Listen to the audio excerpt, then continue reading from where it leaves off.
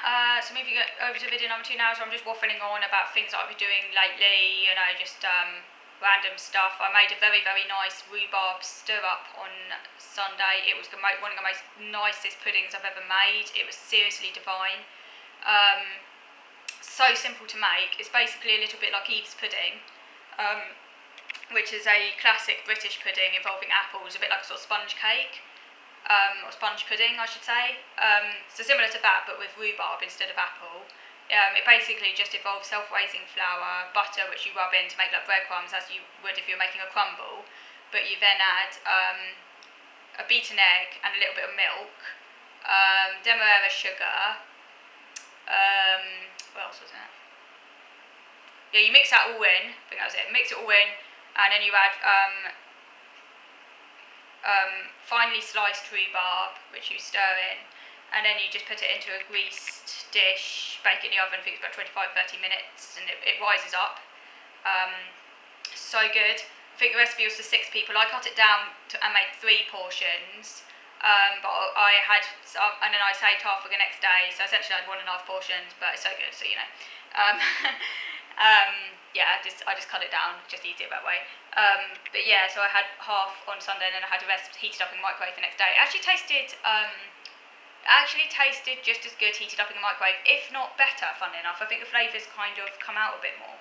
And I had it, I know, terribly decadent, I had it with double cream. That's a very special treat. I don't have double cream often, but I love double cream. As an occasional treat, it is so nice. It would also go well by the way of custard. Ultimate comfort food.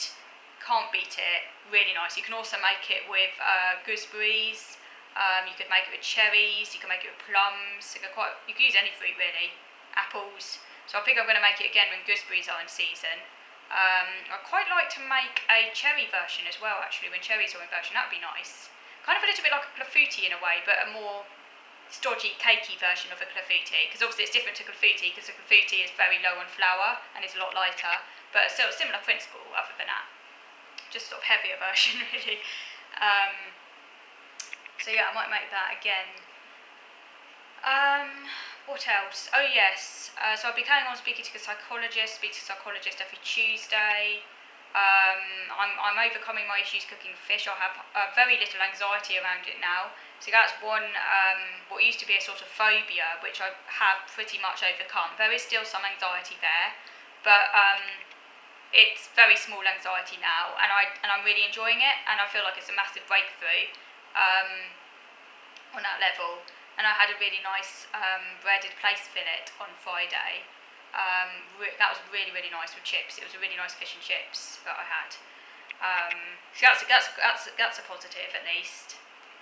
Oh yeah, there's something else going off on a tangent, but I was talking about in the other video, I briefly touched on my issues with executive functioning and how I feel the issues sometimes faced by very verbally able autistic people can be misunderstood or diminished by other people who just see the fact that the person is very eloquent and very insightful and can talk well and things, and therefore can sometimes come to the erroneous assumption that the person doesn't really struggle or have any problems, and that they can therefore kind of cope with life or be able to have a career if they set their heart to it and stuff like that. And I did touch upon this in a previous video, and I was talking about how alienating this can be, because you then have to explain the extent of your problems, which uses up a lot of energy and can be very demoralising, so you feel like people don't really understand the extent of your problems, and then you can also end up beating yourself up. Internalised ableism, you end up beating yourself up and thinking, what's wrong with me, why can't I do this, and sometimes even beating yourself up thinking you're lazy or that you should be able to do things, and and that can be very toxic as well to yourself, and it's obviously it's important, try not to do that, but obviously easier said than done, particularly when that's a message that society often gives out. It can be quite hard. But I just wanted to say about the issues around executive functioning, because I was thinking about this recently. I sort of feel there's a bit of a vicious circle with executive functioning. So what I mean by that is, and I'm talking about myself specifically, obviously this might well apply to other autistic people as well, but I'm talking about myself specifically, because obviously I don't know other people's experience, I can only really talk from my own perspective. But I feel there's kind of often a sort of vicious circle around executive functioning. So what I mean by that is that I struggle with executive functioning. I didn't even know it had a name until comparatively recently. Even when I got diagnosed, I wasn't really aware of executive functioning. It wasn't even really explained to me. So I didn't really know about this or find out about it until not even that long ago. But it explains a lot. I've always had problems with it. I've always needed other people to organise things for me. I've always been behind the curve in terms of organisational skills. Things, I guess, that people would expect someone of my age to be able to do. To not be as self-sufficient, shall we say, as many people of a similar age and cognitive level. And people assume you should be able to do other things that like regular adults can do, and they make assumptions, and then they treat you harshly if you can't meet those expectations. So I have executive functioning problems anyway, but by a vicious circle, what I mean is I also have anxiety. I have very extreme anxiety. And obviously, anxiety worsens executive functioning, quite obviously, because if you're anxious, your brain is basically spending all its energy on the fact you're anxious and trying to keep yourself above water, as it were. You're going to have a lot less anxiety to deal with other things that life throws at you, because all of your energy is being spent on anxiety management, essentially, which can lead to a kind of paralysis. And I think a sort of mental paralysis, I think, is sometimes results in procrastination, avoidance, endless just ruminating, because essentially doing anything, any activity, can result in an uptick in anxiety, and when you're already anxious, that is quite painful. So you spend a lot of time procrastinating, dithering, doing things that don't involve that much mental effort. Not because you're lazy. I sometimes beat myself up about that though, and sometimes think I am, but I know I'm not. I like to be productive. I'm hardly lazy. But that's internalised ableism. I try not to get into that mindset. But yeah, you do spend a lot of time kind of like dithering. Lots of time can be wasted by just say doing things that are mind numbing. Because it's escapism. Because essentially you're avoiding anxiety through avoidance. My tactic is just to endlessly scroll through Twitter, doing nothing in particular. I'll beat myself up about it. I think you're procrastinating, you need to be doing something productive, you're just wasting time. But when I'm doing that, I'm not anxious. But as soon as I do something that's productive, which I want to do because I'm a productive person, I get anxious, and that results in energy loss and energy depletion. So I sort of feel it's like my kind of brain's way of kind of trying to protect myself from too much energy depletion. So maybe I don't need to beat myself up about it quite so much and just accept it, but it's hard. It might just be an important. Maybe I should stop trying. I don't know, but yeah, I do feel there's like this vicious cycle with executive functioning. Like the anxiety obviously makes it worse, and then obviously you get anxious. So the anxiety makes executive functioning worse, obviously. And actually, I think anyone with an anxiety disorder, almost by default, would have an executive functioning impairment.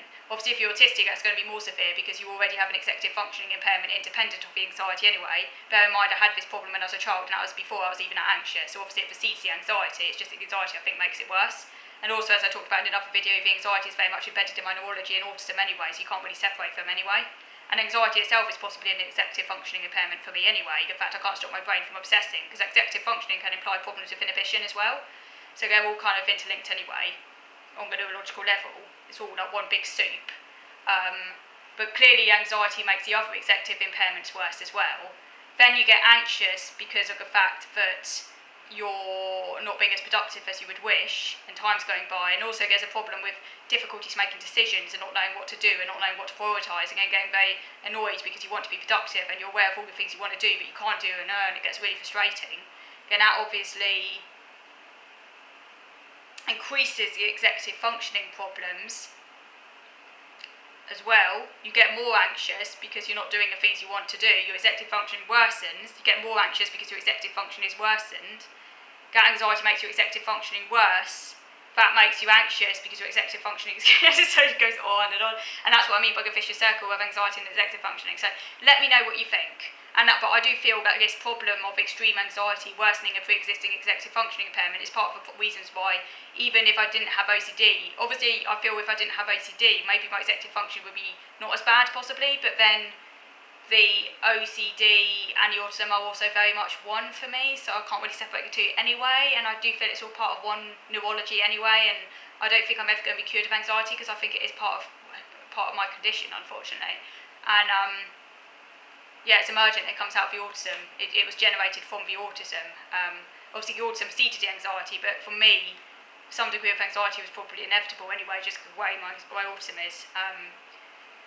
But yeah, I just feel this is why sometimes people don't understand when they seem to think that a career might be possible for me. I don't seem to understand how severe my executive functioning and anxiety interaction is, and how that isn't really a realistic goal for me, because it wouldn't be achievable anyway, and I need so much support for it to happen, and it would result in so much depletion of energy, and I wouldn't be able to do anything else because of that. So let me know what you think. Anyway, thank you for watching.